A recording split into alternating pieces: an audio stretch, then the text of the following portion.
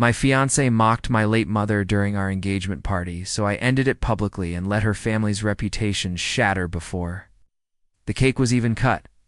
I'm a 29-year-old guy, and I truly believed I'd found the woman of my dreams. Her name's Elise Smart. Stunning, and the kind of woman who could walk into any room and own it without trying. We met at a friend's engagement party.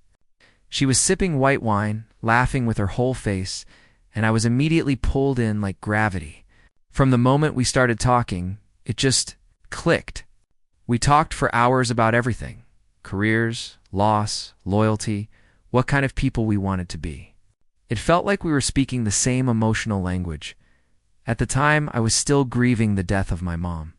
She'd passed away 2 years earlier after a brutal battle with cancer, the kind that strips everything from you slowly. She was my anchor growing up. The one person who never judged me when I didn't live up to my father's expectations or when life didn't go as planned. I told Elise all of this early on. She held my hand across the table and said, "She'd be proud of you. I can feel it." That moment sealed it for me. She seemed to understand loss in a way most people didn't. She didn't flinch when I mentioned my mom's name. She even asked to see old pictures, said she wanted to know the woman who raised such a good man.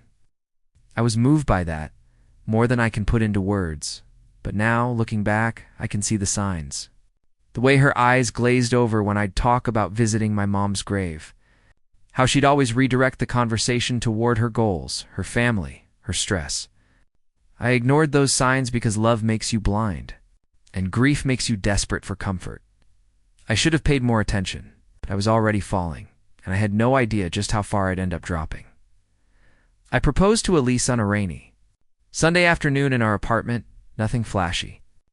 Just a quiet moment on the balcony with coffee, laughter, and the heirloom ring my mom left behind.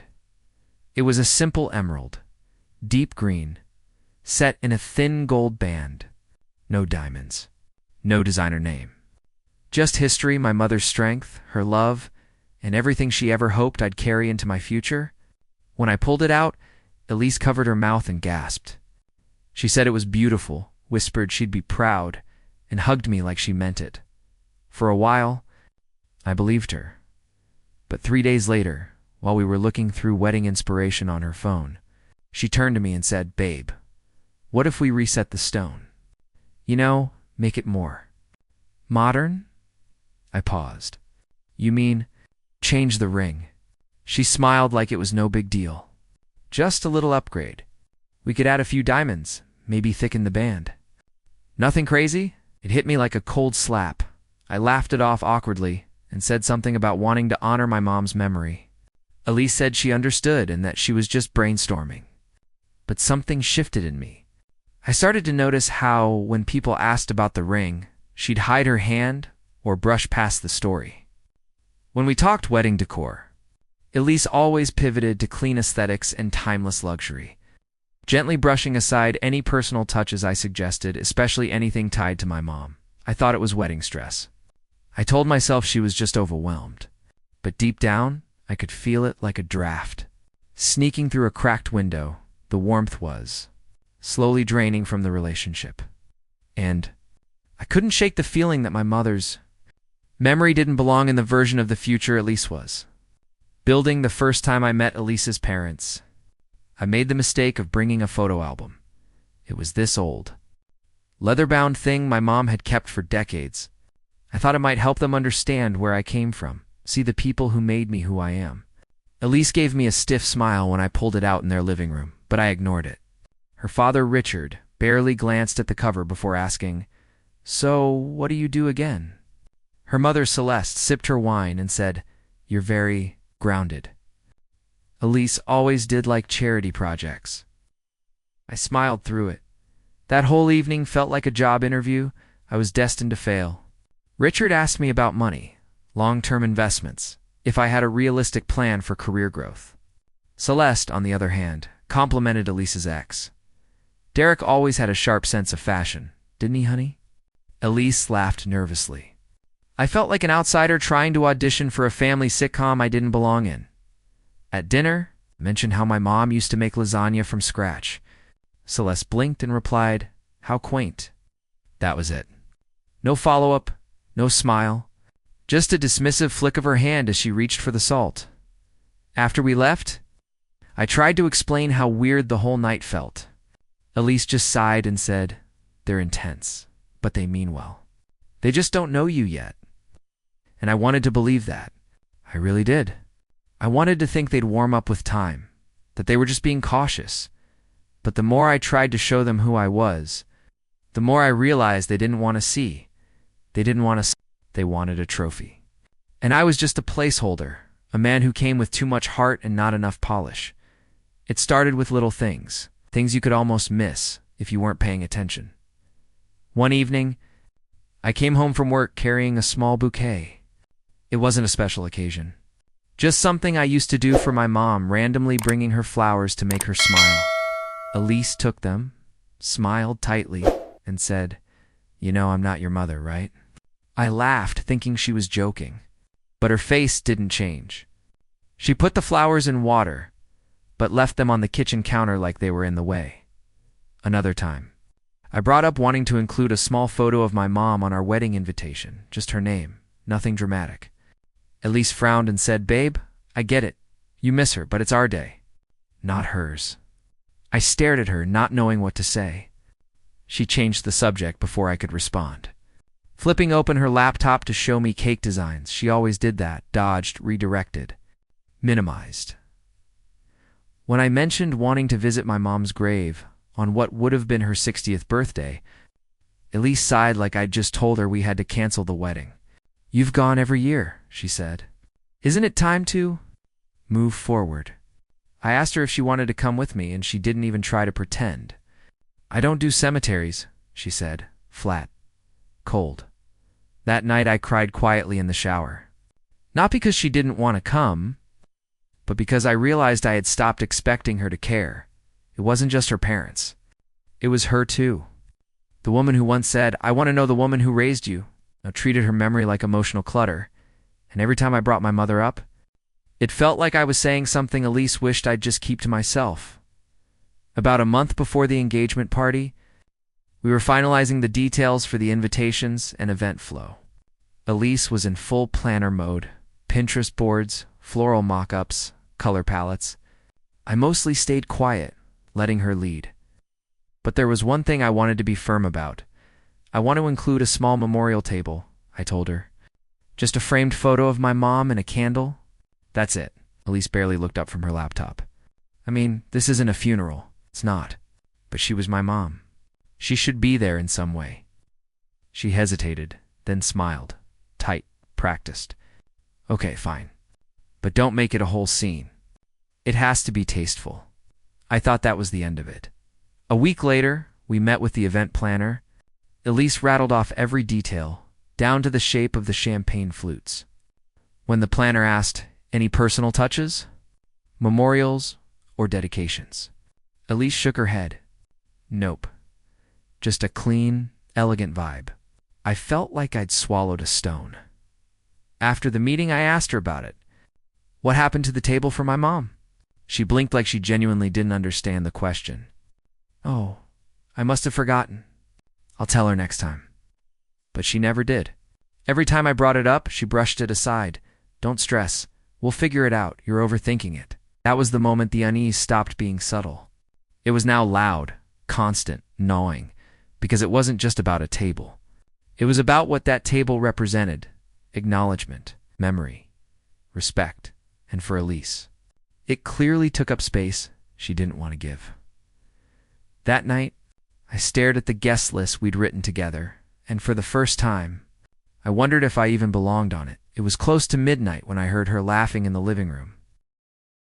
I had just gotten out of the shower, still towel-wrapped, when I caught her voice drifting down the hallway. Light, high-pitched, carefree. It sounded like relief, the kind of laugh you don't share around someone you're constantly walking on eggshells with. I paused near the doorway, half curious, half uneasy. She was on speakerphone with someone. A friend, maybe. I didn't mean to eavesdrop. But then I heard my name. Oh my God. "You should have seen his face when I told him a memorial table wasn't happening," she said between giggles. He looked like I canceled the resurrection. Another voice, her bridesmaid Angela, chimed in. Girl, I swear, you're dating a Nicholas Sparks character. Then Elise said something I'll never forget. If I have to hear one more sob story about my mom's last words or her lasagna recipe, I'm going to walk down the aisle with earplugs. Laughter. Loud, careless laughter. My chest went cold. She kept going, mocking how I visit my mom's grave. How I talk about her like she was some saint. How she has to carry the emotional weight of a ghost at every milestone. Angela added, At least she's not around to judge your dress. Elise snorted. She'd probably say, I'm not good enough for her perfect little boy. I stood frozen in the hallway, heart pounding in my ears. I couldn't believe it. Not just because she said those things, but because of how icily she said them. No hesitation. No remorse. Just casual cruelty passed off as humor. I didn't say anything that night. I quietly turned around, walked back into the bedroom, and stared at the ceiling for hours, because in that one moment, I realized the woman I thought I'd spend forever with didn't just disrespect my mother. She despised her, and she despised how much I still loved her the next morning. I couldn't look her in the eyes. She woke up humming, kissed my cheek like nothing had happened, and started talking about floral arrangements again. I nodded along in silence, every word she said scraping against the inside of my chest. I couldn't unhear it. Nicholas Sparks' character, not good enough. Emotional weight of a ghost. Her voice had haunted my sleep, each line looping in my head like some twisted lullaby. At work, I zoned out during meetings. I missed deadlines. I snapped at a coworker who asked if I was okay. I wasn't. I was unraveling.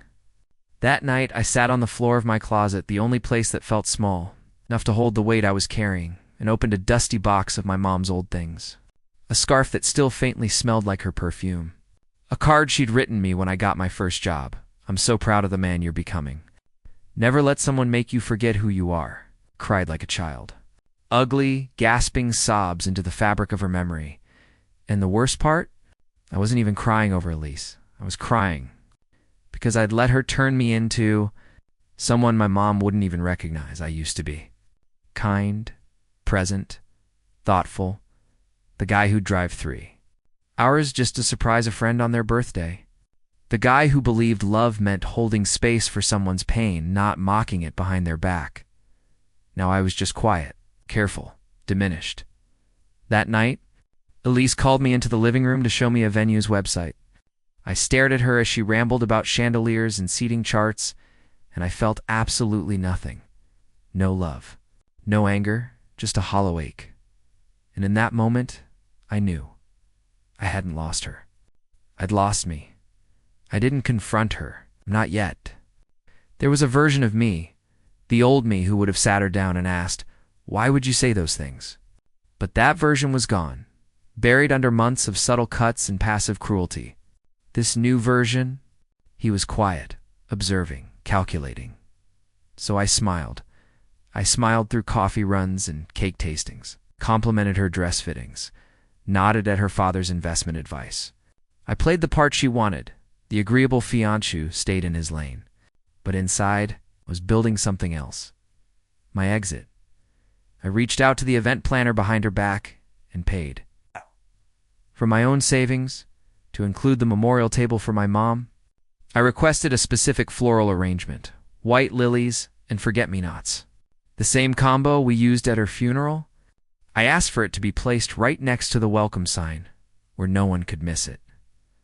Then I started collecting. Screenshots of Elise's texts, where she joked about me being emotionally stunted. All voice memos she'd sent to friends. Venting about my dead mom obsession. I backed them all up to a private folder and sent a copy to my personal email, just in case. I didn't know exactly what I was going to do with them yet, but I knew I needed proof. Not just for others, for myself. So I'd never forget what she really thought of me, and I didn't tell anyone. Not even my closest friend, Max. I wanted Elise to feel safe, titled, untouchable, because when people like her feel invincible, that's when the truth hits hardest, and I'd already decided if she wanted a beautiful, unforgettable engagement party, then I'd give her exactly that, just not the ending she expected. The day of the engagement party arrived like a storm you know is coming, but pretend won't hit. The venue was breathtaking. Elise had spared no detail. Tall ivory drapes framed the grand ballroom. Golden lights hung from the ceiling like stars caught in a net. A string quartet played softly in the background as guests arrived in tailored suits and floor-length gowns. Elise looked radiant, like someone who truly believed the spotlight belonged to her. She clutched my arm, whispered, "Smile more," and glided through the crowd like a queen greeting her court. I smiled. God, did I smile? I shook hands. I hugged her extended family. I laughed at jokes I barely heard. But every time someone congratulated me, it felt like a dare. How long can you fake it? And then I saw it. The memorial table, white lilies and forget-me-nots arranged in perfect symmetry. A framed photo of my mom, her favorite one. The one where she's holding a coffee mug and laughing like she didn't have a single care in the world. A single candle flickering beside her, gentle and steady. It was the only thing in the room that felt real. I watched guests pause at the table, smile warmly. Some even pressed their hands to their hearts. My aunt teared up. My cousin whispered, "She would have been so proud." For a moment, I felt grounded, whole, like I'd managed to reclaim a tiny piece of her. Even in this palace Elise had built for herself. But when Elise spotted it, her expression cracked. She leaned in, jaw tight, whispering through gritted teeth, "What is that?" I didn't answer. I just kissed her cheek and said, "It's beautiful, isn't it?" She fumed silently, scanning the room, realizing it was too late to undo it without causing a scene. And as the music swelled and champagne glasses clinked, one knew I had just lit the first match. The fire hadn't started yet, but the room was already filled with smoke. The speeches were scheduled after dinner. That perfect lull in the evening when everyone's full, tipsy, and just sentimental enough to clap at anything. Elise's father went first. He cleared his throat, raised his glass, and launched into a practiced monologue about legacy and standards, and how Elise was always destined for greatness. He barely mentioned me. At one point he called me Evan. "My name is Ethan." Elise giggled like it was adorable. Then Elise stood up. She talked about love, growth, and how real relationships require real work. She teared up just enough for drama and thanked her parents for showing her what strength and class looked like. Everyone applauded. Then it was my turn. I stood at the mic, smiling at the sea of polite faces, and began softly. "Thank you all for coming tonight. It means a lot to both of us, especially to me." I looked at Elise, who was already shifting in her seat. I know most of you don't know much about my side of the family. It's just me now. My mother passed away 2 years ago. She was everything, and I was nervous about tonight. Not because of the party, but because I wanted to feel like she was here somehow. A few people murmured sympathetically. Elise rolled her eyes, not visibly, but I saw it. I continued. I thought it would be fitting to share something that reminded me of her. So, I brought a recording. Then I pulled out my phone, tapped play, and held it to the mic. Elise's voice filled the room. If I have to hear one more sob story about his dead mom laughter, he needs to grow up and get over the ghost already. The room froze. Forks stopped clinking. Breaths were held. I watched Elise's face drain of color, and I said calmly, "That's the woman I was going to marry." Then I set the phone down and walked off stage, leaving the silence to do what truth always does, burn. For a moment, no one moved. You could hear the ice melting in abandoned glasses. Elise sat motionless, blinking like someone who'd just been slapped in public and wasn't sure if she should cry or scream.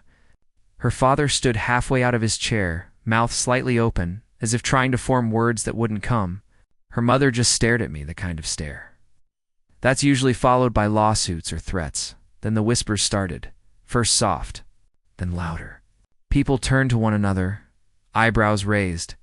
Someone at the back let out an audible, "Whoa." A few phones were already out, recording, because of course they were.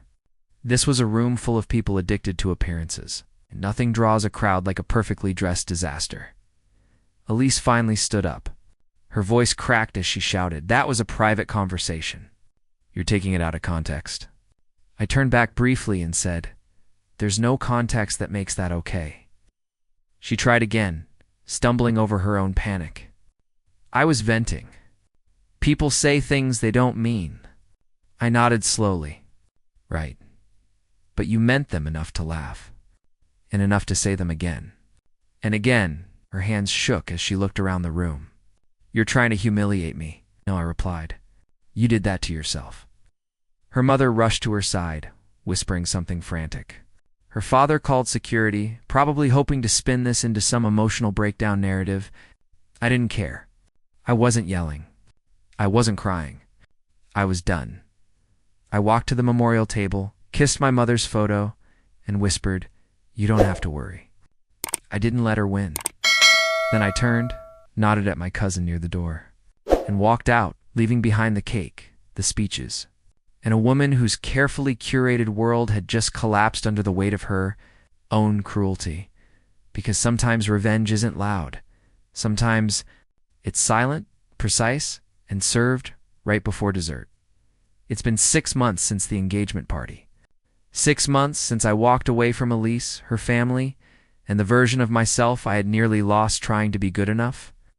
In the days that followed, there was chaos, of course there was. Elise's family tried spinning the story, saying I'd sabotaged the event because of unresolved grief.